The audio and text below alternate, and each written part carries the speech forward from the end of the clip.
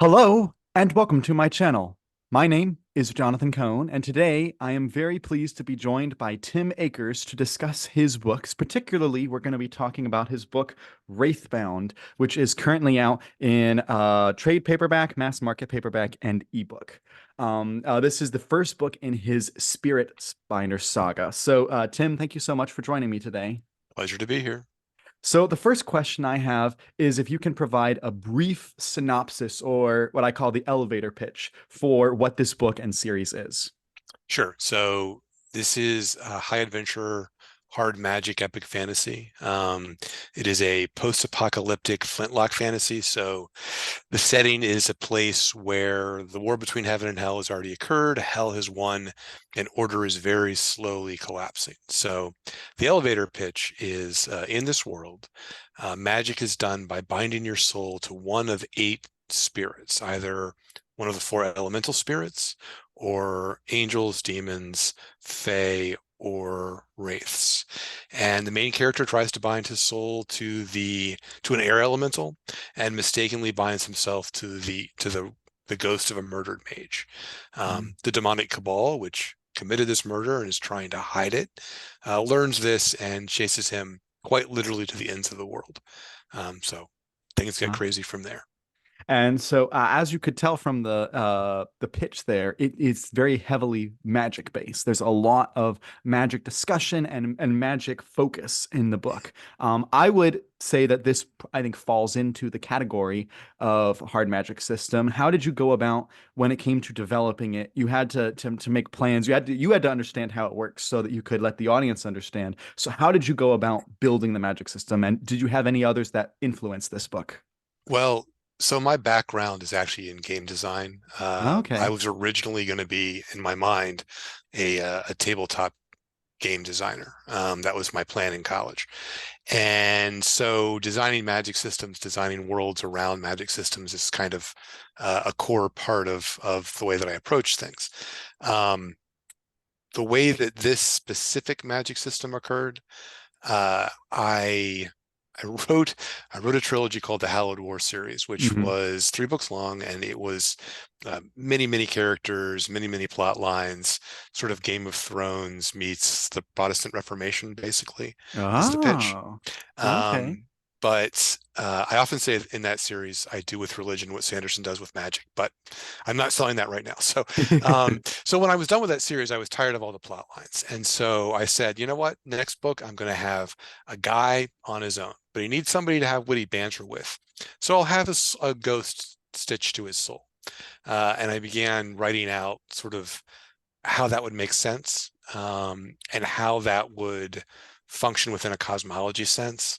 And then I started building the history and stuff, and I eventually came up with the magic system as it exists. Ironically, um, my first uh, draft of this, I wrote while we were negotiating the contract for book one of the Hallowed War.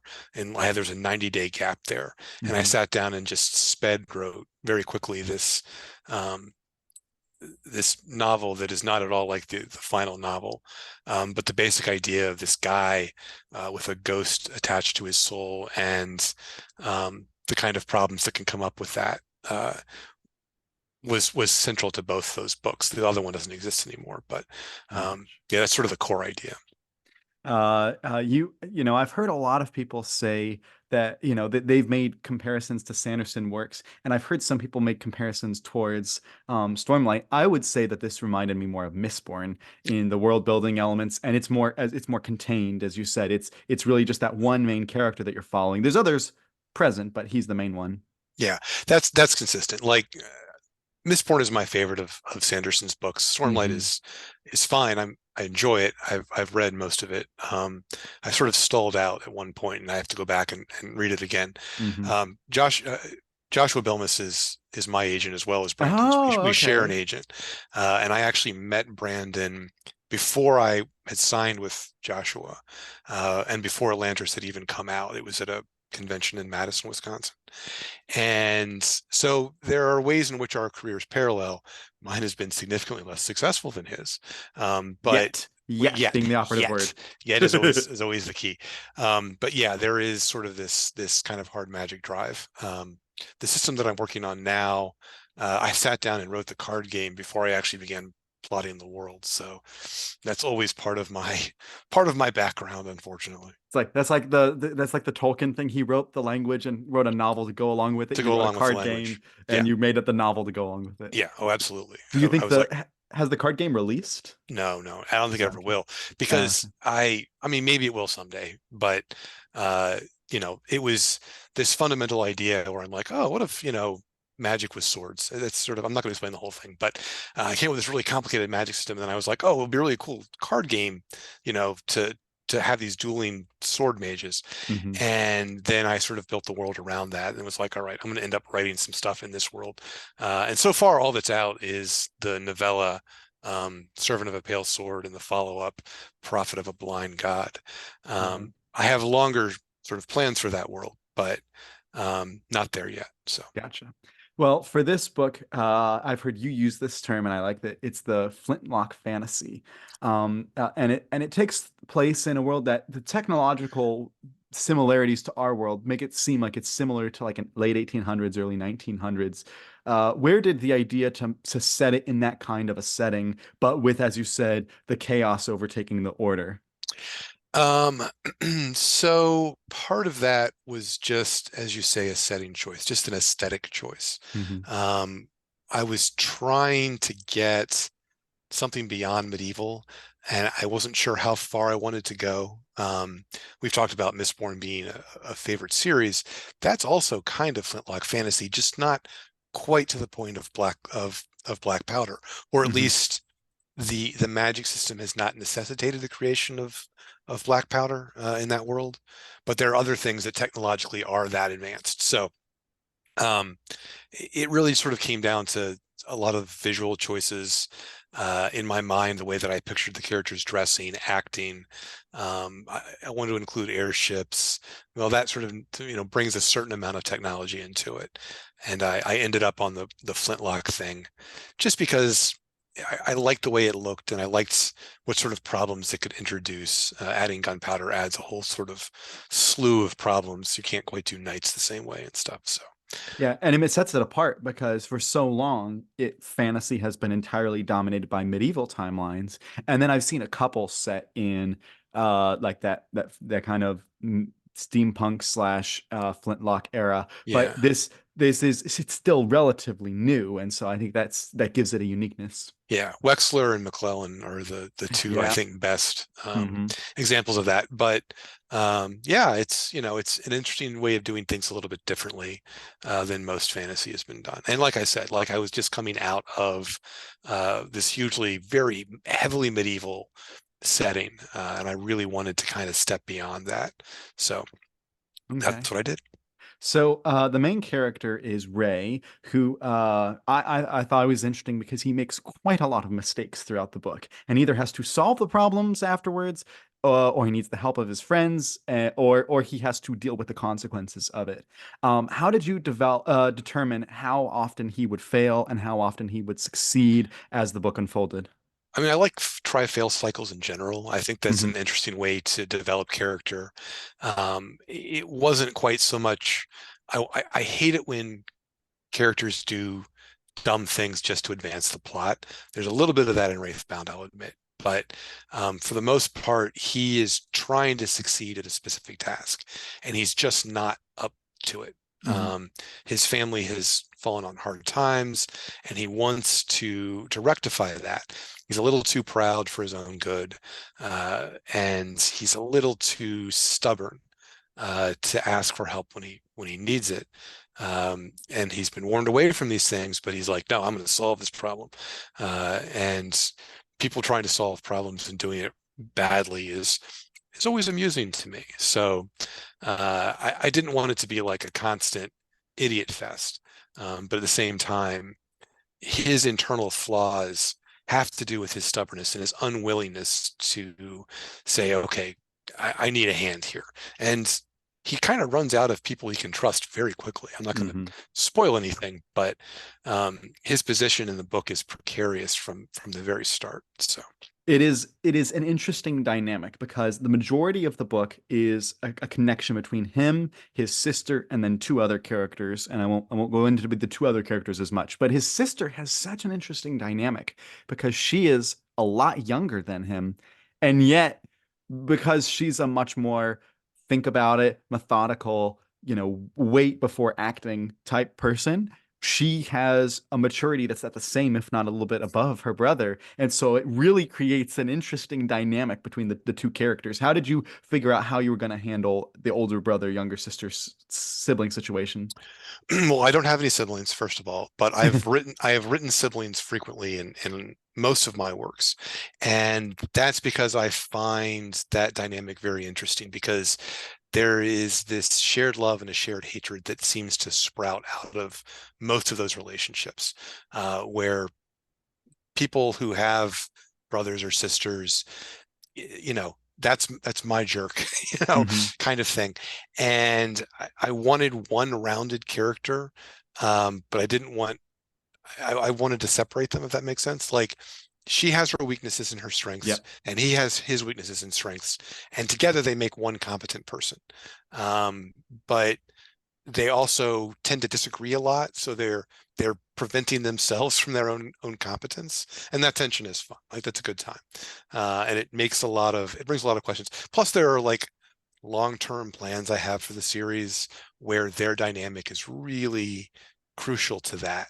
And so I wanted to establish it early on, and it's important to do that as soon as you can so that you're not trying to backfill relationship. I always get frustrated when, like, in the third book, you then find out that there's somebody who's really important to this character's life, and you have to go back Hmm. and kind of like in retrospect tell you how important they are. Well, I'm going to do it from the very beginning. So, It's interesting that you're talking about that kind of plan and stuff because that I've seen that happen in so many fantasy books where the author gets hamstrung into something and so they can't fulfill everything. With the two main characters, you have it so that they both have a base knowledge of things, but neither one of them is super competent at the magic yet. Ray throughout the book is either reading or hearing people talk about this magic system, and he's like connecting with little memories and stuff from when he was a kid and his parents and stuff. And so it almost felt like the audience is learning as Ray is learning throughout the book. Was that intentional? oh, 100%. Yeah. That's part of, we talk about bracketing systems when you're plotting, where you Hmm. figure out, there's all these elements that you need to communicate to a reader, especially in a fantasy setting, because there's just so much that's not normal. You're not in downtown Chicago or, Hmm. walking through Southern Florida. You're in a different place. There are different rules, different magic. And so eh, it's easy. It's like, it's an old trick, but having somebody who doesn't know the magic system be taught the magic system by somebody else is a way of communicating it to readers. And again, Mistborn is a classic example of that. The Tombs of Atuin is another, where you've got to communicate this stuff as smoothly as possible without it being a Hmm. bunch of info dumps, and having it not be in a classroom setting, Hmm. um, makes it so that they can kind of learn kind of as they go along, but also have to do things that you wouldn't put a student through, actually, Hmm. because you don't have a choice, There were so yeah. there were great reveals as the book was going on, and it worked because naturally this was just information they just hadn't gotten to yet, and so it worked as a reveal because we're learning along with them. So I did appreciate that. My question is, uh, regarding the cover. This is a gorgeous cover Mm. by I think Kurt Miller. Is that No, Jeff no Jeff Brown. Jeff Brown? That's right. Sorry. There's so many cover artists. Jeff Brown, and this was nominated for a Dragon Award. Mm. My question is, how did the process for determining how the cover would work for this one? It's relatively simple. Jeff, first of all, is a brilliant artist. And he's very good at imagining, and portraying things in a dramatic way. And basically, Baen told me, "Hey, here's your artist," and I went and looked at his website, and I'm like, "Yay!" Um, And he had a couple of questions about, is there a scene where the following things are present, some kind of large monster or creature, some sort of dramatic backdrop. And I picked out a specific scene and I sent him, I think, 2 paragraphs from one chapter that described an event. I'm not going to go into the event, but Hmm. it's in the book. It's not a case where you've got a fantasy novel where the cover doesn't depict anything that actually happens. It's Hmm. it's there. Um, and he kind of sent a very early sketch to make sure that things were right. And I sent a couple of notes back, not many. And then he produced the final thing and it nails it. That's pretty much what the main character looks like in that scene and what he's facing and the backdrop fits, the city where they are and stuff. So yeah, I was really happy with it. It is really cool that publishers like Baen and artists like Jeff Brown are willing to work so directly with the author, because I remember there was a time where that really was not the case. And there were so many authors who, not necessarily at Baen, but at other publishers, who would just find out what the cover was later on. And so, you'd hope that you'd get a good cover, but you weren't always guaranteed to get one. Most of my career has been like that. Yeah. The book that's about to come out in May is my 10th overall. And I would say the first 6 books that I've written, really, I just kind of like the cover appears one day. Hmm. And sometimes, they're great and sometimes they're not. Um, and uh, even with like the Todd Lockwoods that I get for Night Watch, Hmm. I'm only providing a little bit of background for that, and then it just appears. Like I'm not actually giving them much feedback, but Todd's a master, so you really don't need to give him much to get a lot out of it, if that makes Hmm. sense. But yeah, I've been very happy with my Bane covers. They're a little old fashioned, but Oh, I like of the old course. fashioned. I am, Me yeah, too. that's the point. Yes. Um, so yeah, I'm very happy with all 4 covers I've gotten so far. So I always, when talking about book covers, I'm saying, if it was like a nice big painting like those old Darrell K. Sweets or Michael Whalen's, I'm like, that's the type of thing you want. yeah, And Baen is consistently turning yeah, those in. But you mentioned your Night Watch series, which I do want to talk about real briefly. You have 3 books out. You have the first book, Night Watch, and then you have the second book, Valhellions, which I don't have the cover for. And then the third book comes out beginning of May, I think May 7th, and that's The Eccentrics. And yep. so, can you give us the little bit of the pitch and the ideas for what that series is? Sure, that's easier because the pitch there is Men in Black at the Renaissance Fair. Like that's very straightforward. Ironically, I wrote Wraithbound first, and Really? yes, and okay. So after Hallowed War finished, after that trilogy finished, Joshua and I sat down and we were sort of like, okay, what are you gonna write next? Because that's what agents do. They advise you in your career, and I provided a pitch document of about 8 or 9 ideas. And he came back with 2 or 3 that he's like, these are the best ones. And of those, I picked Wraithbound. And so I was probably 75% through the book. And I woke up one morning and the idea for Night Watch just kind of like fell in my head. Hmm.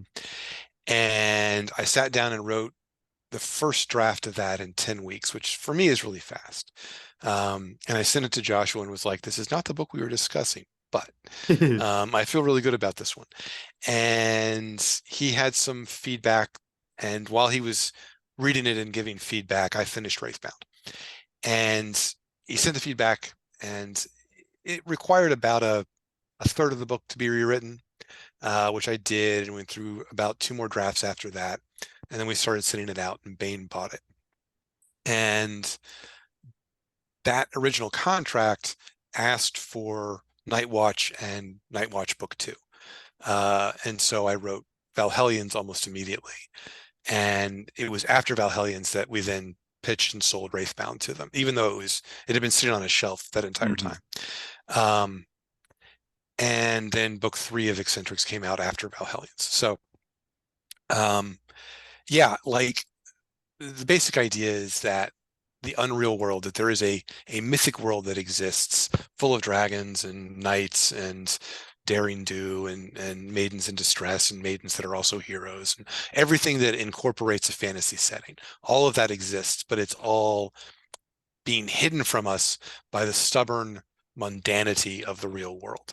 And so, a dragon might actually just be a kind of jerk lawyer who does too much CrossFit and talks about his Canadian girlfriend and drives around his Camaro and stuff. I mean, it's sort of an anomaly for me. Everything I've written is kind of like epic and weird and a little bit dark. These three books are very, very light, and sort of urban fantasy meets Terry Pratchett, sort of. It's just Jim Butcher meets Terry Pratchett is what Library Journal called it. Ironically, I've not read much Jim Butcher, and I've read literally no Terry Pratchett except for Good Omens. I read that at one point quite a while ago. But if you see this lovely behind me bookshelf, that is my PG Wodehouse bookshelf. That's from my father when I was a kid. I don't know what other people's dads were reading them, but my dad read me PG Wodehouse. Like that. Okay. That was the entirety of our young child reading experience. That, Narnia, Winnie the Pooh, but mostly mostly PG Wodehouse. And so I had this kind of crooked sense of humor, a very British sense of humor that, you know, informs my palette, I guess. And so I kind of weave a little bit of humor into everything that I do, but most of what I do is more epic and fantastic and stuff. This time I'm just like, let's write it as if P.G. Wodehouse also wrote urban fantasy. Let's see how that goes. And so that the result of that is Night Watch and Valhellions and so forth. So It is interesting that there is a very different tonal writing yeah, between Wraithbound and Night Watch. Night Watch, as you said, being the lighter one, and also to me, the magic system didn't seem quite as defined. It was a much more light, yeah. and so it's that's the nice thing as a writer, that the fact that you can do that is pretty cool, because it means that you can appeal to different tastes in fantasy. I will tell you the problem with it is that my branding is awful. Yes. It is very difficult for me to have someone say, I love Tim Akers books. I'm going to read all the Tim Akers books. Right. Well, there are at least three different experiences coming your way. My Hmm. early stuff was very sort of steampunk, new weird. And then the Hallowed War series is medieval high fantasy, Game of Thrones, religion, violence and stuff. And then the Night Watch series is this kind of yuck parade, sort of laughing and humor. And then Night Watch or Wraithbound is much pacier epic fantasy, more hard magic. Like the magic system in the Hallowed War series, it's not Hmm. solid at all. It's all vibes, man. It's sort of Princess Mononoke, weird stuff happens, kind of thing. Not at all Sanderson-esque at all. But yeah, so it's very difficult for me to have a single brand identity. Yeah, what can you do? Interesting. As long as I think the good thing is, if you can get people hooked on one book series, they'll probably be willing to think about another series. Sure. And I think most So readers don't like one thing. right, That's the yeah, thing. they're willing to try out multiple things. Um, uh, so working with Baen, you talked about how you did edits with Joshua Vilmus, your agent. How often, how would you describe your editing process with Baen? Do you often have to change a lot, or do they have more work with you on books two and three than book one? How does that typically work? None of them have taken much editing at all. They usually send through a single series of drafts, and it's mostly line edits. It's not big thematic edits. It's not, this requires a rewrite sort of stuff. I think part of that though is, again, like I've been publishing novels for, I don't want to think about it, but it's like 15 years. And at some point you get good at that. You know, Mm. I am pretty good at providing a clean first draft. I'm pretty good, and part of that is I take too much time on my end to do stuff. Like Eccentrics, I rewrote the first half of the book 3 times, which is not a good idea. But it produced a clean final draft, and so I like to think that what I give my editors is going to be a solid story, regardless of how much work it's taken. So Okay. Now, the most recent release is well, the mass market paperback of release of Wraithbound, which is already out, and then Eccentrics comes out in May. Do you know the general? Probably aren't allowed to give specific months or days, but do you know the general plan for when more books in the Spiritbinder and Night Watch series are planned? I don't. Right now, I am technically without a contract. Now, that doesn't mean I'm not writing. It just means that we've not signed anything yet. Mm. Um, I'm hoping that I'm able to get Wraithbound 2 out next year, but I don't know. Um, there's a lot of stuff in the air right now with publication schedules and so Mhm. forth. So it's hard for me to know. Everything always takes longer than you expect it to. Um, and like the original Wraithbound, when it came through, somebody else apparently had like dropped a contract or something, and so it got slotted a lot earlier than any of us were expecting. And so it really depends on that's something that's outside of my control. Mhm. And all I can do is just keep writing and focusing on individual tasks as I go along. So hopefully next year, but I don't know. Now, you and I had an interchange on Twitter that gets in a little bit into the weeds of publishing, but this stuff fascinates me, so I wanted to bring it up. It's the idea that you said that you had a bit of a spike in sales when the mass market came out, Yeah. compared to how the trade paperback and ebook had been doing. Why do you think that specifically has happened? That the mass market would be so appealing to people when publishers and bookstores and everyone is moving away from mass markets? So I know that answer very clearly, and that's specific to this event. It's not true broadly speaking. I think you're right that mass markets are dying Hmm. because at that price point, most people are going to ebook. Yeah. Um, and people want trade paper. If they're willing to put a little bit more money into it, they want an artifact. They want an artifact that's going to last longer and Hmm. look prettier, and they're going to go for trade or hardcover at that point. In this specific case, when the trade paper of Wraithbound came out, this is after Barnes and Noble has changed their method of inventorying. They're carrying fewer books. They are displaying fewer books on their shelves. Hmm. And so Wraithbound did not get into a lot of stores. And that's something that you can really focus on when you look at inventory. But like it only got into maybe 10% of Barnes's and Noble's locations. Um, but the mass market got into a much higher percentage, maybe 30 to 40, maybe as much as 50%, depending on your region. Wow.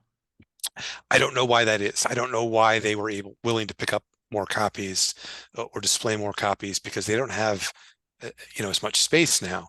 And a mass market actually takes up just as much space as a trade paper because they're the same width, Hmm. along the spine, they're pretty much the same. So all I know is that it got in more stores, and by getting into more stores, it got in front of more eyes, and because it got in front of more eyes, you had more browsing sales. That's just a true thing that people don't go to Amazon to browse. They go to Amazon to buy a specific book usually. Hmm. They might look at also bots, and there are marketing questions you can get into, but broadly speaking, um, people go to Amazon not to browse. They go to bookstores to browse, Hmm. if they're still going to bookstores at all. And so there were just more discovery sales. And I mean, it's still true. Wraithbound is still, ever since that sale, outselling itself from prior months. Like there was a spike when the trade came out. The mass market spike was higher. There were follow-on Halo sales, Halo being the period of time after an event. Hmm. Um, there were Halo sales for the trade paper of a certain level for a certain period of time. The mass market Halo sales have gone on longer and are higher. So, and that's just purely a product of being in more stores. That's so fascinating Yeah, because it's that's so against the trajectory of how publishers and how stores are operate have been had been operating yeah, previously. Because now when other than Baen in the science fiction fantasy section, other than Baen and maybe like the big authors like Robert Jordan and Brandon Sanderson, mass markets are really hard to find. And I like them because of the price point. So I appreciate that the Bane's still doing that. And it makes me wonder if we, in the TV space, we had network traditional television. Then they moved to streaming, and then they've been realizing that the network model was working better, and so they're slowly moving back to that.